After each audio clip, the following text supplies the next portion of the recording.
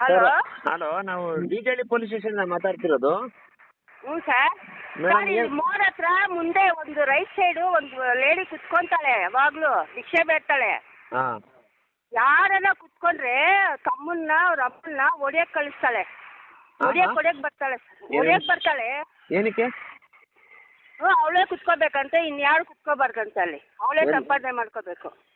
ನೀವು ಮೇಡಮ್ ಯಾರು ನೀವು? ನಾವು ಪರ್ವೀನ್ ಅಂತ ಸರ್. ಹಾಂ, ನಿಮ್ಮ ಮನೆ ಇದೆಯಾ ಅಲ್ಲಿ? ಮನೆ ಇಲ್ಲ, ನಾನು ಮನೆಗೆ ಹೋಗ್ತಾ ಇದ್ದೀನಿ ಇವಾಗ ಬೈಸಂದ್ರಾಗೆ. ಅಲ್ಲ, ಕಂಪ್ಲೇಂಟ್ ಏನು ಮತ್ತೆ? ಅದೇ ಅವಳು ಹೊಡಿತಾಳೆ ಯಾರನ್ನ ಕುತ್ಕೊಂಡ್ರೆ ಅಲ್ಲಿ.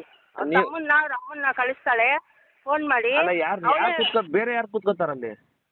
ಅಲ್ಲಿ ಯಾರು ಕುತ್ಕೊಳಕ್ ಬಿಡಲ್ಲ ಹುಡುಗಿ. ಆಯ್ತು, ಬೇರೆ ಕುತ್ಕೊಳಕ್ ಬಿಡಲ್ಲ. ನೀವು ಕಂಪ್ಲೇಂಟ್ ಮಾಡ್ತಿರೋದು ನಿಮ್ಗೇನು ಸಂಬಂಧ ಅದಕ್ಕೆ ಇದಕ್ಕೆ? ನಾವು ಕುತ್ಕೊಂಡ್ರೆ ಜಗ್ಲಕ್ ಬರ್ತಾ ಇದ್ದಾಳೆ ಹೊಡೆಯಕ್ಕೆ. ಓಕೆ ಓಕೆ, ನೀವು ಭಿಕ್ಷೆ ಬೇಡಬೇಕು ಕುತ್ಕೋಬೇಕು, ನಿಮಗೆ ತೊಂದರೆ ಕೊಡ್ತಾ ಇದ್ದಾರಾ? ತೊಂದರೆ ಕೊಡ್ತಾಳೆ, ನಾವು ಕುತ್ಕೋಬಾರ್ದಂತೆ.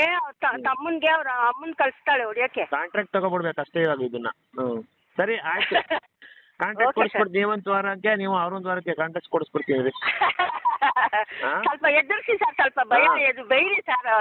ಇದೇಳಿ ನೀನು ಎಲ್ಲರೂ ಕುತ್ಕೋಬೋದಂತ ಹೇಳಿ ಸರ್ ಬಂದು. ಆಯ್ತಮ್ಮ, ಆಯ್ತು. Okay thank you sir.